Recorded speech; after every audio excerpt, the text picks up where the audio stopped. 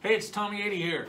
Pretty much every week, new and veteran salespeople all have similar struggles, and it's dealing with customers that are able to take control of our process. Now, if you're new to sales or you've never gotten really good at selling, as in making six figures, then eventually a lot of salespeople start to get used to it and they never come out of it. You ever get a customer that kind of acts like they own the place? Yeah, we've all been there. And you get the guy he's got the Donald Trump personality. For my first few years of selling, I thought it was pretty normal to get those customers, and my way of dealing with it was just to get tough with the guy. Get back in their face. Don't take any shit from them. It's power. That's what it is.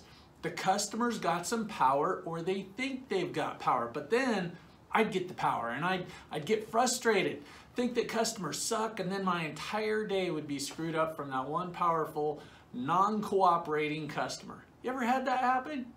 Once you listen to this, you'll start to get what I'm talking about, because whether we've got it or not, we've all been through this at some point. So think about this. Every now and then there's some famous actor or athlete that loses their cool, right? Take the actor Shia LaBeouf. For this example, he lost his cool a while back in the lobby of Mandarin Hotel in LA. When out of nowhere, he started yelling at the desk clerk. What the? How did you even get this job? He was totally unloading on this woman, absolutely uncalled for. What causes a person to do this? Who knows what she did to ruffle his feathers? Probably gave him a regular bottle of water instead of the Fiji water. But the point is, this kind of situation has to do with power. You'd only treat someone this way if you felt that you had power over them.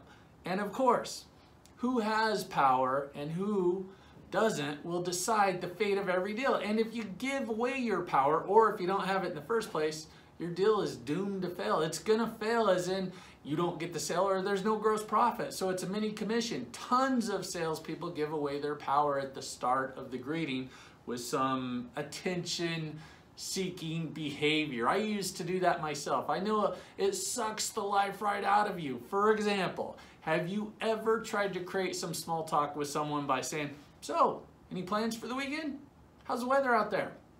You been watching the World Cup?"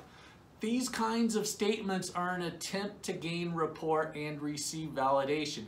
They start the call or the greeting incorrectly. Back in the hotel with LaBeouf, he perceived that he had the power because he was the buyer. He knew that the hotel wanted to keep his business, which gave him the right to complain about whatever he wanted to in any manner that he deemed fit. Maybe he's drunk, I don't know.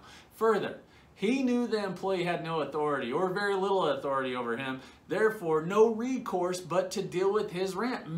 Many buyers perceive that they've got all the power, but a lot of them perceive this feeling because they're out of their comfort zone. They've heard about salespeople before, and it's a fight or flight situation. So they believe they're entitled to be as difficult or unprofessional with you as they deem fit. It's much easier for a buyer to act this way during a phone call, but some will do it in person too. In other words, they feel justified about their bad behavior, whether it's blowing off your calls, ignoring your emails, or text messages, even backing out of a deal at the last minute. What can be done?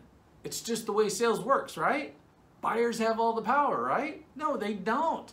A lot can be done to keep the power you have and gain more along the way. As I go into this, think about power again. People with power have the money. People without the money don't have any power. Think about it. It's real. When you get a customer, they've got the power because they've got the money. And yes, credit is money. But the tough part is you've got to have the power too. Start off with the greeting. "Hey, I'm Tommy. Welcome to ABC Motorsports. Have you been in here before? Great. We've got bikes over there, and then I've got side-by-sides over there.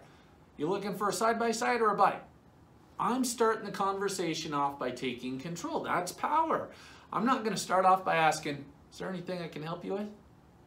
That's weak, right? It's also immediately giving the customer all the control, because what are most people going to respond with? They'll say, "No thanks, I'm just looking." Yes, you're right. The subject is so simple. It's about power, and I want to help you get some power. To have power doesn't mean that you're rude, loud, or obnoxious. You don't beat around the bush. You get down to business.